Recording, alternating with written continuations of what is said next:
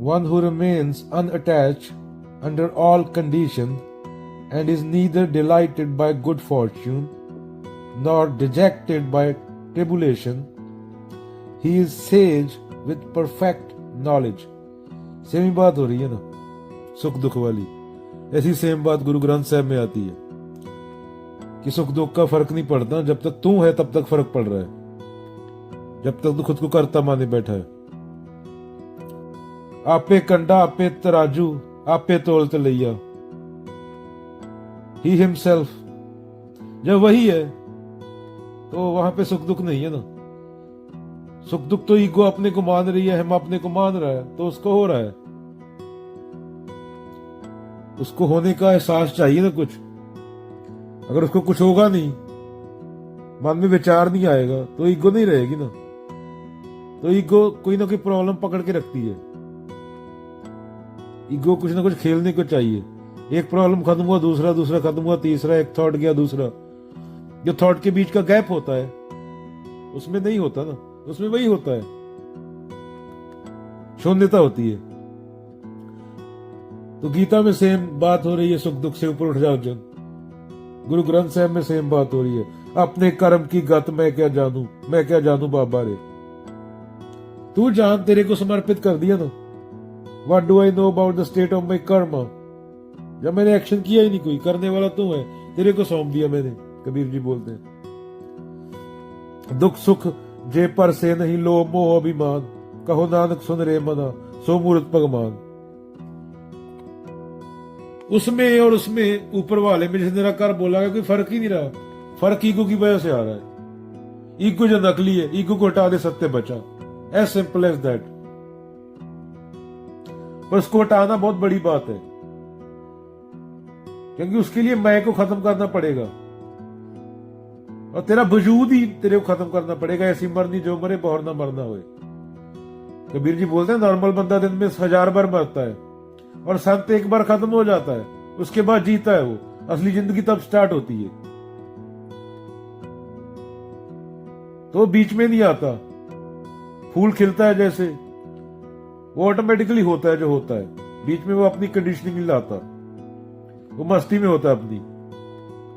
ना वहां डर है, ना वहां कामना है, ना कुछ मांगना है वहां पे, ना वहां पे कुछ मंदिर मस्जिद गुरुद्वारों का कोई अर्थ है। अभी कबीर जी गुरुद्वारे में जाके या मंदिर में जाके मस्जिद में जाके माथा टेकेंगे? कभी नहीं टेकेंगे। वो इन चीजों से ऊपर है।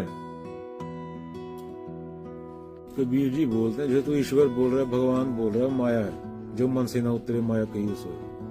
वो सत्य जैसी प्रतीत हो रही है, क्योंकि इसको प्रतीत हो रही है वो है ही नहीं।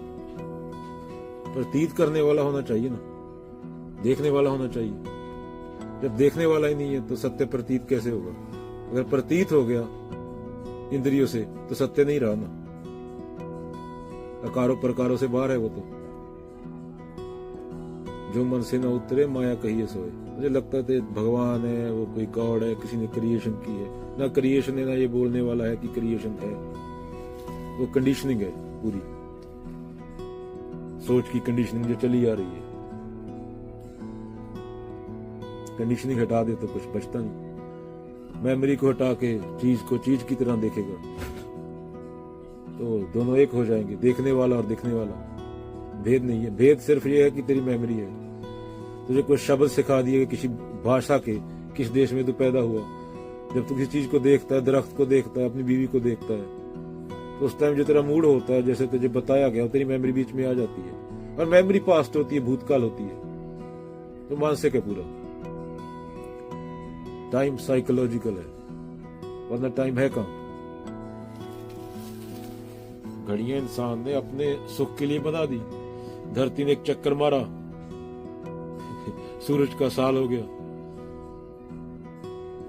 और उन्हीं घड़ियों का गुलाम होकर रह गया इंसान। एजुकेशन में भी आजकल नौकर बनना सिखाया जाता है। एजुकेशन एम्पावरमेंट के लिए होती है,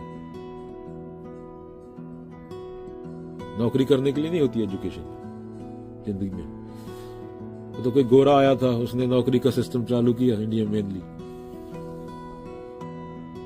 तो पूरे मानसिक ढकोसलों में जीते हम। हमारी एजुकेशन में कुछ है नहीं मुक्ति जैसा। इंसान की सफरिंग खत्म हो, जिससे जो सबसे जरूरी है अध्यात्म स्कूल में होना चाहिए। क्योंकि जहाँ पे पैसे की लालसा है वहां तो कोई आविष्कार नहीं होगा ना। जितने भी आविष्कार हुए हैं तुम लिए बैठे हो, वो उन लोगों ने किए जिनको काम से प्रेम था। वो स्कूल कॉलेज में जो नौकरी के लिए जाते थे उन्होंने किए, आइंस्टाइन, न्यूटन, और जहाँ जिन्होंने कोई किताबें लिखी, बाबा नानक, लाओजू, जो भी इतिहास में साइंटिस्ट हुए हैं, जो भी स्टीवन हॉकिंग, चार्ल्स डार्विन, उन लोगों को पैसे से फर्क ही नहीं पड़ता, उनको काम से प्रेम था। पर स्कूल तो तुझे जोम्बी बना देता है। माला फेरू न जप करूं कबीरा, मेरा सिमरन हरि करे, मैं पाऊं विश्राम। तो एक है सत्य, कबीर बोलते हैं, तो पूजा किसकी कौन करेगा? तो कबीर अपने बात कर रहे हैं, वो आम बंदे की। आम बंदा तो गुम जीता है ना।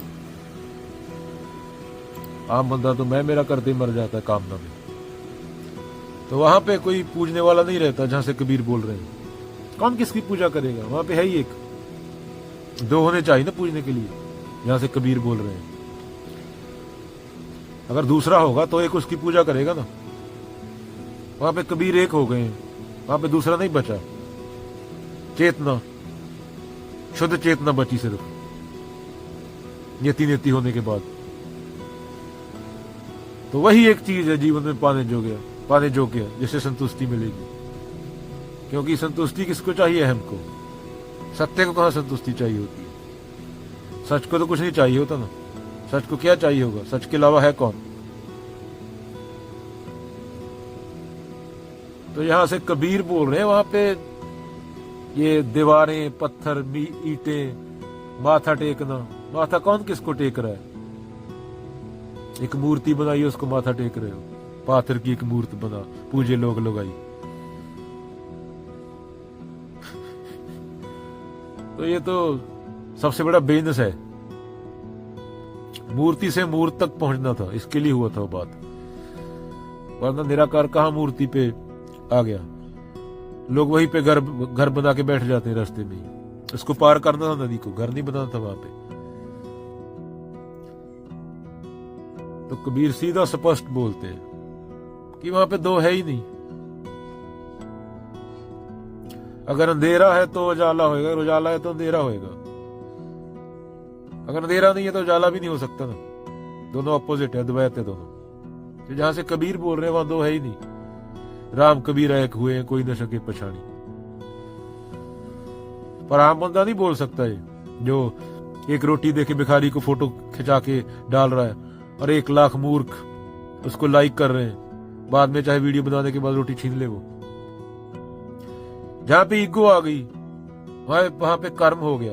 कर्म माने तूने किया, तो वो उसका निराकार का अपमान हो गया, जब तक तेरे में कर्ता भाव है। और जहां पे कर्ता भाव नहीं रहा, वहां पे जो भी होगा उसमें कोई पाप पुण्य नहीं है। जहां से कृष्ण गीता बोल रहे हैं, वो कृष्ण के लिए नहीं है, आम बंदे के लिए है वो।